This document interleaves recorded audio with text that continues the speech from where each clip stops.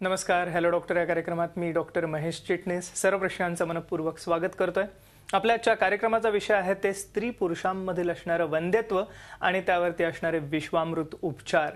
अर्थात त्याविषयी चर्चा करण्यासाठी साक्षात धन्वंतरी समान असणारे वैद्यराज समीर गोविंद जमदग्नी आपल्या आजच्या कार्यक्रमात खास करून सहभागी झालेले आहेत. मला आवर्जून सर्व प्रश्नांना सांगावंसं वाटतं की गेल्या काही वर्षांमध्ये आपल्याला वंध्यत्व पीडित जोडप्यांचं प्रमाण वाढलेलं आढळतंय. त्याच्यामध्ये बऱ्याच प्रकारची कारणं आहेत. खास करून असणारा जो शारीरिक मानसिक ताणतणाव आहे, स्ट्रेस आहे, ह्याच्या व्यतिरिक्त उशिरा होणारी लग्न आहेत किंवा एकंदरीतच असणाऱ्या विविध स्त्री आणि पुरुषांच्या समस्या ज्याच्यामुळे आपल्याला कदाचित वंध्यत्वाचं प्रमाण ह्या समाजात वाढलेलं आढळतंय. पण सगळ्यात महत्त्वाचं म्हणजे काही प्रकारच्या ह्या वंध्यत्वाच्या ट्रीटमेंट आज आधुनिक शास्त्रामध्ये जरी अस्तित्वात असल्या तरी सुद्धा अनएक्सप्लेन इन्फर्टिलिटी सारखे किंवा मी म्हणूया की अशा प्रकारचे उपचार घेतल्यानंतर सुद्धा वंध्यत्व पीडित जोडप्यांना अपत्य प्राप्ती होत नाही आणि म्हणूनच सर्व जग विश्वामृत उपचारांकडे एक आशेचा किरण म्हणून बघतंय वंध्यत्वापासून मुक्ती मिळवण्यासाठी. आणि म्हणूनच आजच्या कार्यक्रमामध्ये आपण वंध्यत्वापासून मुक्ती कशी मिळवायची याविषयी चर्चा करणार आहोत. मी मगाशी सांगितल्याप्रमाणे साक्षात धन्वंतरी समान असणारे वैद्यराज समीर गोविंद जमदग्नी आपल्याला आज मार्गदर्शन करण्यासाठी कार्यक्रमात सहभागी झालेले आहेत.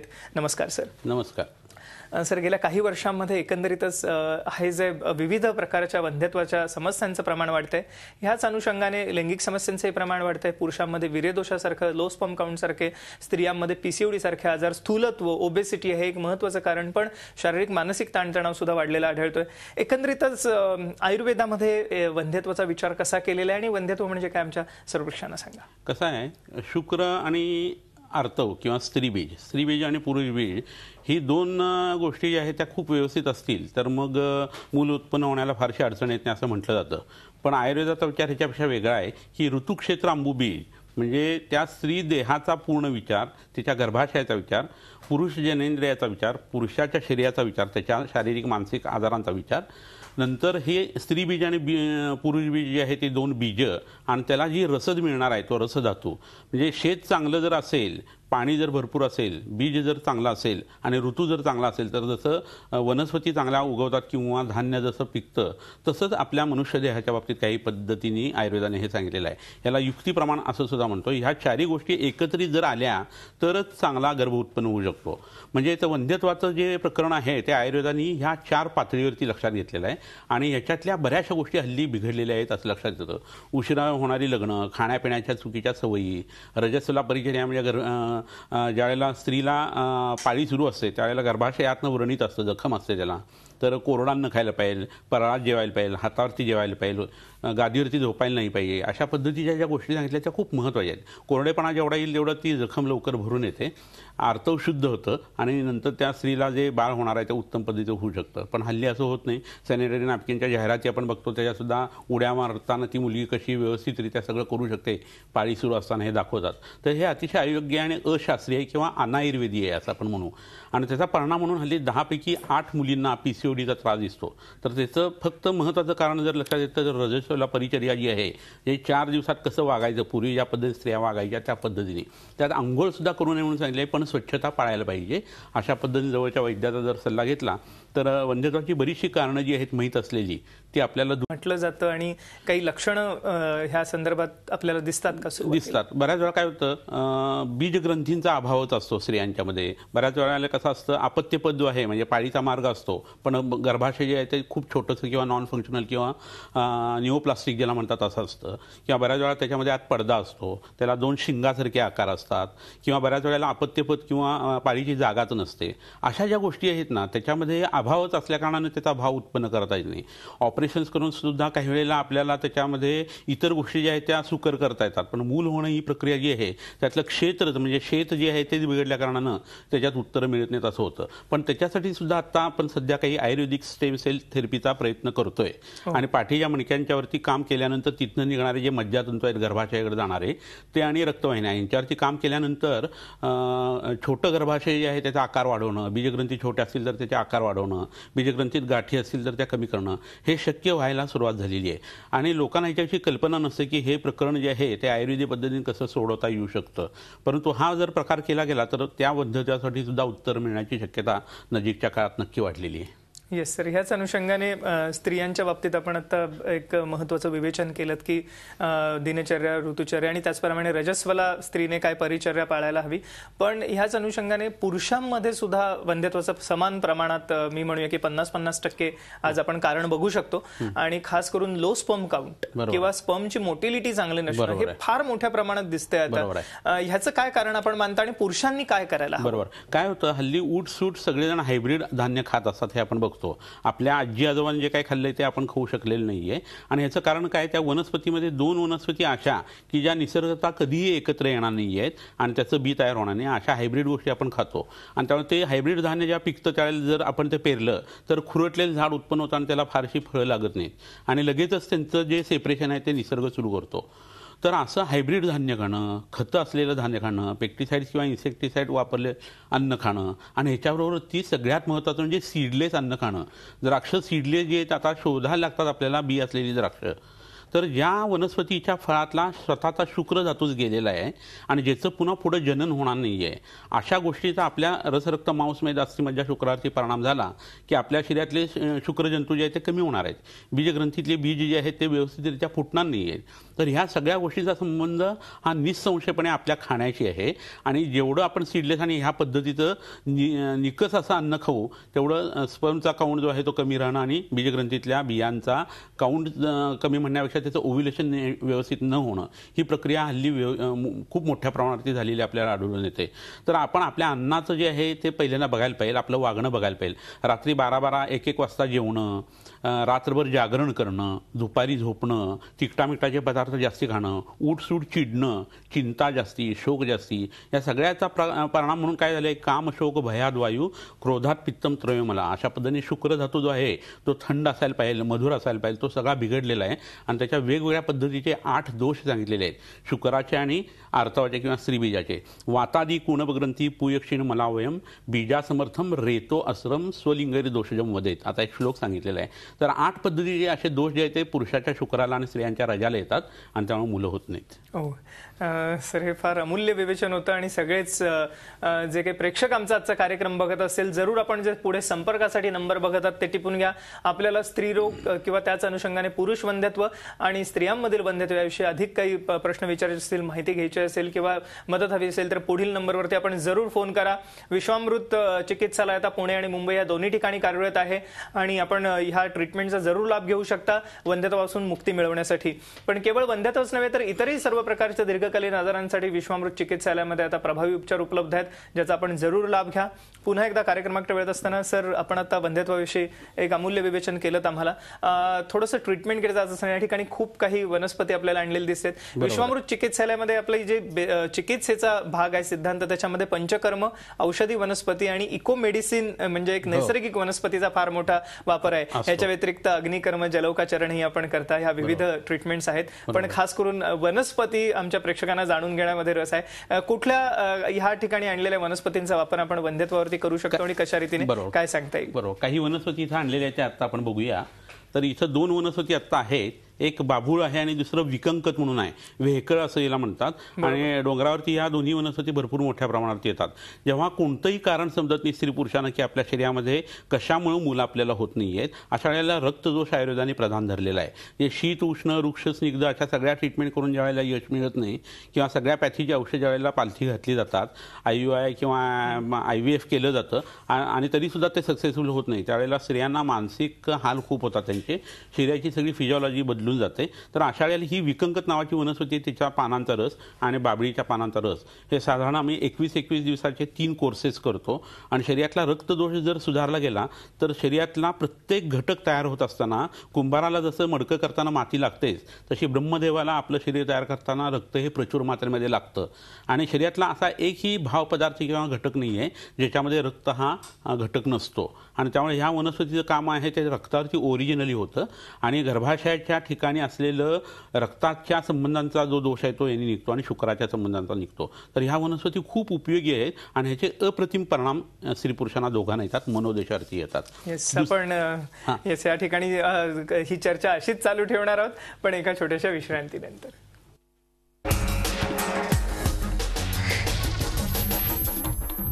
नमस्कार, पुन्हा एकदा सर्वशांचं स्वागत आमच्या कार्यक्रमामध्ये. सगळ्यात महत्त्वाच्या आजच्या कार्यक्रमामध्ये जो आपला विषय चाललेला आहे तो आहे खास करून स्त्री पुरुषांमधील वंध्यत्वावरती असणाऱ्या विश्वामृत उपचारांविषयी. आणि साक्षात धन्वंतरी समान असणारे वैद्यराज समीर गोविंद चमदग्नी आपल्याला मार्गदर्शन करत आहेत. कार्यक्रमाच्या पूर्वार्धात पण जाणून घेतलं की कशा रीतीने आपल्या एकंदरीतच असणाऱ्या लाईफस्टाईलमुळे, धकाधकीच्या जीवनामुळे, दूषित अन्नाच्या वापरामुळे आणि त्याचप्रमाणे असणाऱ्या शारीरिक मानसिक ताणतणावामुळे गेल्या काही वर्षात वंध्यत्वाचं प्रमाण प्रचंड वाढलेलं आढळतंय. ह्याच्या व्यतिरिक्त उशिरा होणारी लग्न सुद्धा ह्याला कारणीभूत आहेत आणि अनेकविध प्रकारचे सामाजिक आणि शारीरिक कारणं आहेत त्याच्यामध्ये. पण सगळ्यात महत्त्वाचं म्हणजे आता आपल्याला ह्या सर्व आजारांना घाबरण्याची गरज नाहीये. आपण वंध्यत्व मुक्त जीवन जगू शकता. आपल्याला अपत्यप्राप्ती होऊ शकते विश्वामृत उपचारांमुळे. आणि त्यासाठी खास करून पुढे जे संपर्कासाठी आपण नंबर बघतात ते जरूर टिपून घ्या. वंध्यत्वावरती मात करण्यासाठी जरूर पुढील नंबरवरती आपण फोन करा. आणि सगळ्यात महत्त्वाचं म्हणजे केवळ वंध्यत्वच नव्हे तर ह्या अनुषंगाने इतरही विविध प्रकारचे दीर्घकालीन आजार यांच्यासाठी विश्वामृत चिकित्सालयामध्ये आता उपचार उपलब्ध आहेत. पुणे आणि मुंबई या दोन्ही ठिकाणी विश्वामृत चिकित्सालय कार्यरत आहे, ज्याचा आपण जरूर लाभ घेऊ शकता. त्यामुळे संपर्कासाठी जे स्क्रीनवर नंबर बघतात ते जरूर टिपून घ्या आणि आपले प्रश्न जरूर विचारा. आजच्या कार्यक्रमाचा विषय आहे तो आहे वंध्यत्वापासून मुक्ती, ज्याच्यावरती आपण चर्चा करत आहोत. सर, आपण मगाशी आम्हाला सांगितलं की खास करून अनेक इको मेडिसिन म्हणजे नैसर्गिक वनस्पतींचा वापर करून आपण बऱ्याच प्रमाणामध्ये वंध्यत्व मुक्त जीवन जगू शकतो. पुरुषांच्या वंध्यत्वाविषयी बोलत असताना अर्थातच लो स्पर्म काउंट हा फार महत्त्वाचा एक भाग आहे, ज्याच्याविषयी खास कोणते ठोस उपचार आधुनिक शास्त्रात उपलब्ध नाहीयेत आणि विश्वामृत उपचारांकडे सगळं जग आशेचा किरण म्हणून बघतंय. मी जसं मगाशी सांगितलं, काय सांगता येईल त्याविषयी? आता इथं काही वनस्पती आणले, त्यापैकी काही वनस्पती आपण बघूया. ही समोर एक जी वनस्पती तुम्हाला दिसतीये ही तुम्ही बघा. तर ह्याच्यामध्ये ही फळं जी दिसतात ही शिवलिंगी नावाची वनस्पती आहे आणि त्याचं हे फळ इथं हिरवंगार फळ दिसतंय. हे पिकल्यानंतर केशरी लाल असं होतं आणि त्याचं बी जे आहे ते फोडून जर बघितलं आतमध्ये तर त्या बियाचा रंग जो असतो तो पिवळसर तपकिरी असाच असतो आणि सांबाची पिंड, शंकराची पिंडीसारखा याचा आकार असतो. तर हे फळ जे आहे ते वेगवेगळ्या शेतांच्या फेन्सिंगला हे झाड किंवा ही वेल जी आहे ती पसरलेली असते. तर त्याचं बी इथं मी आणलेलं आहे. हे जे बी आहे ते वंध्यत्वासाठी अतिशय, पुरुष वंध्यत्वासाठी अतिशय उत्कृष्ट उपयोगी पडणार आहे. ह्याच्याबरोबर दुसरी एक वनस्पती आहे पुत्रंजीव नावाची वनस्पती आणि ही दुसरी जी आहे ती शिवलिंगी. तर या दोन वनस्पतींच्या मुळांचा काढा करून दुधातनं जर घेतला गेला तर पुरुषांचा स्पर्म काउंट वाढतो आणि त्याच्याबरोबर त्यांची मोटिलिटी जी आहे ती वाढते. त्याच्यामध्ये पस फॉर्मेशन वगैरे जर होत असेल तर तेही या वनस्पतीने कमी येतं. ह्याच्याबरोबर दुसरं एक अतिशय उत्कृष्ट बी इथं आणलेलं आहे. त्यांनी शुक्राचा काउंट जो आहे तो 40 मिलियनच्या पुढे जाण्यासाठी खूप मदत होते. तर ह्याच्यात हे जे बी दिसतात ते कपिकच्चू किंवा ज्याला खास कुईली असं म्हणतात त्याचं हे बी आहे. आणि ह्याचे गुणधर्म सांगताना असं सांगितलेलं आहे की कपिकच्चू भृशम वृषा मधुरा बृहिणी गुरु तिक्ता वातारी वल्ल्या कपपित्तास्त्र नाशनी असे याचे गुण आहेत. तर हे बी जे आहे ते अतिशय वृक्ष आहे. म्हणजे पुरुषांची कामवासना कमी झालेली असेल, त्यांना सेक्शुअल डिझायर होत नसेल, इरेक्टाईल डिस्फंक्शन असेल तर त्याच्यासाठी आणि शुक्राचे प्रत्येक दोष घालवण्यासाठी ही वनस्पती वानरी गुटिका नावाचं जे औषध आहेत हा प्रधान घटक द्रव्य आहे. ह्याच्यानंतर आणखीन एक वनस्पती ती बघणं खूप इष्ट ठरेल. ती स्त्री आणि पुरुष या दोघांनाही उपयोगी आहे. जेव्हा पोट खराब होतं पुरुषांचं आणि नंतर सेक्शुअल डिझायर कमी होते अशा वेळेला ह्या वनस्पतीचा वापर अतिशय उत्कृष्ट होतो. ही शतावरी नावाची वनस्पती आणि त्याला ही मुळं लागलेली आहेत. तर या मुळांच्यावरचा जो गर आहे तो घ्यायचा असतो आणि शतावरी कल्प, शतावरी तेल, महानारायण तेल ते ह्या वनस्पतीपासून तयार करतात. याचा अंतर्बाह्य वापर जर पुरुषांसाठी केला गेला तर पुरुषांचं वंध्यत्व हे अतिशय उत्कृष्टरित्या कमी येतं, चांगल्या पद्धतीने कमी करता येतं. ह्याच्याबरोबर इंदाचा जळवा नावाचा हा किडा तुम्हाला दरवेळी मी बऱ्याच वेळेला दाखवलेला आहे. तर हा जो आहे तो प्युबिक रिजनला लावणं आणि मॉन्स पिबिसवरती जर लावला गेला तर स्त्रियांच्या बाबतीत एंडोमेट्रोसिस नावाचा जो आजार आहे तो खूप चांगल्या पद्धतीने कमी करता येतो आणि नवीन व्हॅस्क्युलॅरिटी जी आहे ती जिनॅटल ऑर्गनची वाढते आणि अनेक आजार जे आहे ते कमी होतात. ओव्ह्युलेशन चांगलं उत्पन्न होण्यासाठी याचा उपयोग होतो. स्पर्मॅटोजिनेसिस जर हॅम्पर झालेलं असेल तर ते सुद्धा ह्यानी कमी करण्यासाठी मदत होऊ शकते इतर औषधांच्या बरोबर. आणि व्हास डिफरन्स किंवा शुक्रवाहिनी जी असते त्यातले ब्लॉक सुद्धा उत्तम पद्धतीने या गोष्टीच्या सहाय्याने आपल्याला दूर करता येतात. तर अशा ह्या काही वनस्पती आहेत आणि त्याच्याबरोबर इथं आणखी काही वनस्पती आणल्या तेही बघणं जास्ती गरजेचं ठरतंय. तर याच्यामध्ये इथं आम्र किंवा आंबा हे तुम्हाला सगळ्यांना माहीत असलेलं प्रकरण आहे. तर या आंब्याच्या पानांचा रस जो आहे तो जर पोटात घेतला गेला तर स्त्रियांच्या आणि गाठीयुक्त रजस्राव जो असतो तो कमी होतो, दुर्गंधयुक्त रजस्राव कमी होतो आणि स्त्रियांच्या बऱ्याचशा तक्रारी ज्या आहेत शारीरिक तक्रारी आणि मानसिक तक्रारी त्या उत्तम पद्धतीने कमी येतात आणि गर्भस्राव किंवा पात जो आहे तो होत नाही. त्यासाठी ही वनस्पती अतिशय उत्कृष्ट काम करते. वारंवार होणारा जो गर्भपात आहे त्याच्यामध्ये थांबू शकतो. कारण तो एक फार मोठा आहे की बऱ्याचदा म्हणजे गर्भवती होतात स्त्रिया पण गर्भ टिकू शकत नाही आणि गर्भपात होतो, तर अशा स्त्रियांसाठी एक अमूल्य आहे. आपण संपर्कासाठी नंबर जरूर टिपून घेत असाल. सर, याच अनुषंगाने मला असं विचारायचं वाटतं की आपण आता सांगितलं की पुरुषांमध्ये स्पर्म काउंट वाढवायला, तसंच लैंगिक समस्या कमी करण्यासाठी सुद्धा ह्या गोष्टींचा वापर होऊ शकतो. तसंच स्त्रियांमध्ये बऱ्याच प्रमाणात गेल्या काही वर्षांमध्ये पीसीओडी हा आजार मुलींमध्ये खास करून वाढलेला आढळतो आणि त्याच्यामुळे वंध्यत्वाचं प्रमाण आपल्याला वाढलेलं आढळतंय. पॉलिसिस्टिक ओव्हेरियन डिसीज म्हटलं जातं. तर या संदर्भात आम्हाला काय सांगाल? तर इथं 2 वनस्पती ज्या आणलेल्या आहेत त्या मुद्दामून मी तुम्हाला दाखवतो. या 2 वनस्पती अतिशय उत्कृष्ट आहेत आणि पीसीओडीसाठी याचा वापर हा खूप वेळेला आम्ही केलेला आहे आणि त्याचा यशस्वीपणे उपयोग केलेला आहे. तर ह्या 2 वनस्पतीमध्ये हे जे दिसतंय हे बांबू शूट किंवा बांबूचा हा कोंब आहे. पावसाळ्यामध्ये हा उपलब्ध होतो. नारळाचे कोंब आणि बांबूचे कोंब आत्ताच मिळत असतात. आणि हे दुसरं बदर किंवा बोराचं झाड आहे. तर बोराची पानं आणि हे बांबू शूट हे दोन्ही एकत्र करायचं आणि त्यात बेलाची पानं घालायची आणि त्याचा जर पोटावरती रोजच्या रोज लेप केला गेला किंवा पत्रपोटली स्वेद नावाचा स्वेद केला गेला, शेकाचा प्रकार केला गेला, तर बीजग्रंथीतल्या गाठी ज्या आहेत त्या मावळायला सुरुवात होते.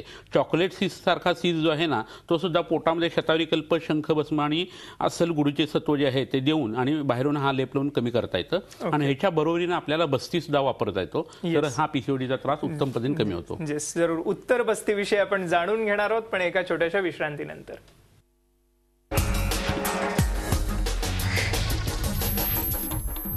नमस्कार, हॅलो डॉक्टर या कार्यक्रमात पुन्हा एकदा सर्वश्यांचं स्वागत. आपल्या या ठिकाणी चर्चा सुरू आहे ती वंध्यत्वापासून मुक्ती या विषयावरती आणि साक्षात धन्वंतरी समान असणारे वैद्यराज समीर गोविंद जमनग्ने आपल्याच्या कार्यक्रमात सहभागी झालेले आहेत. आपण कार्यक्रमाच्या पूर्वार्धात जाणून घेतलं की कशा रीतीने वंध्यत्व पीडित जोडप्यांसाठी त्यांच्या समस्यांचं निराकरण करण्यासाठी आता विविध प्रकारच्या औषधी वनस्पती आहेत उपलब्ध. ह्याच बरोबरीने पंचकर्माचाही वापर विश्वामृत चिकित्सालयामध्ये होतो.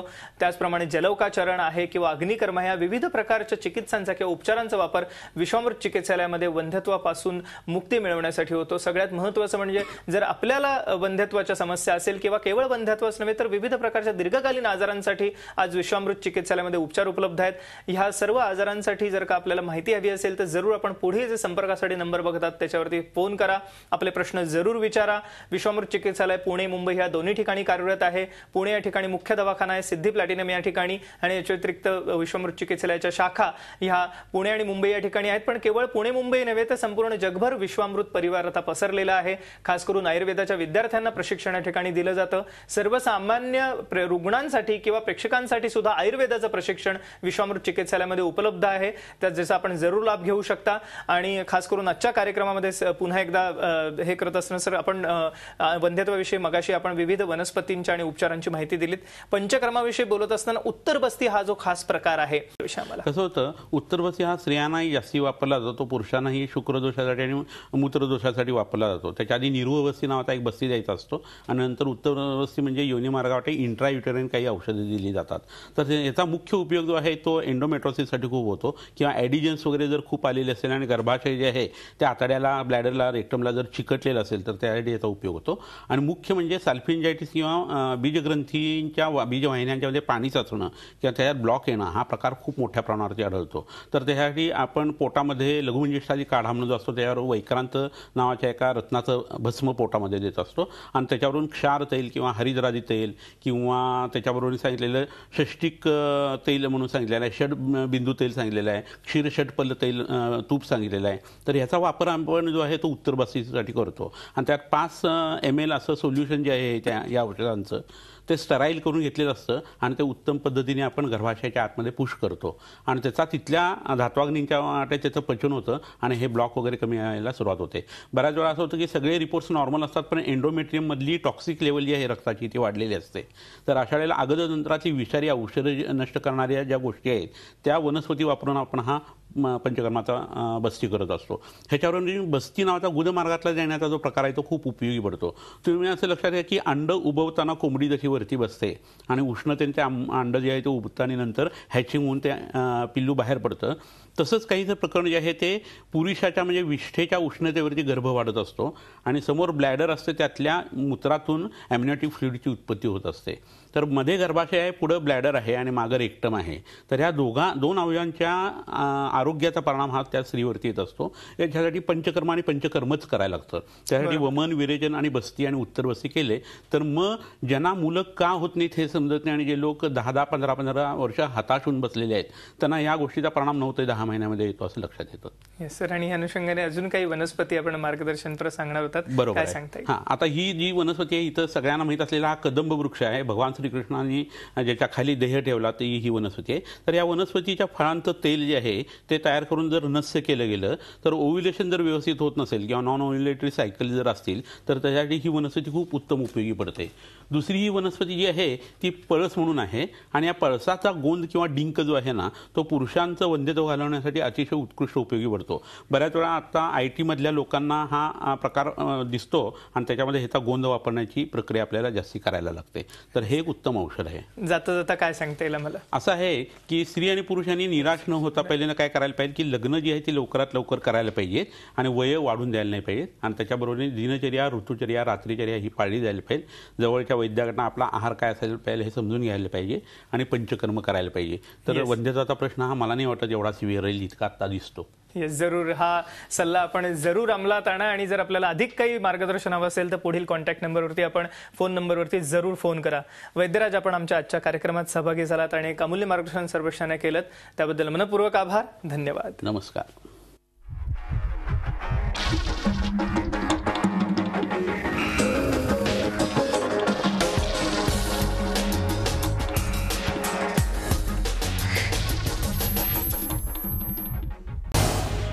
झी 24 तास रहा एक पाऊल पुढे.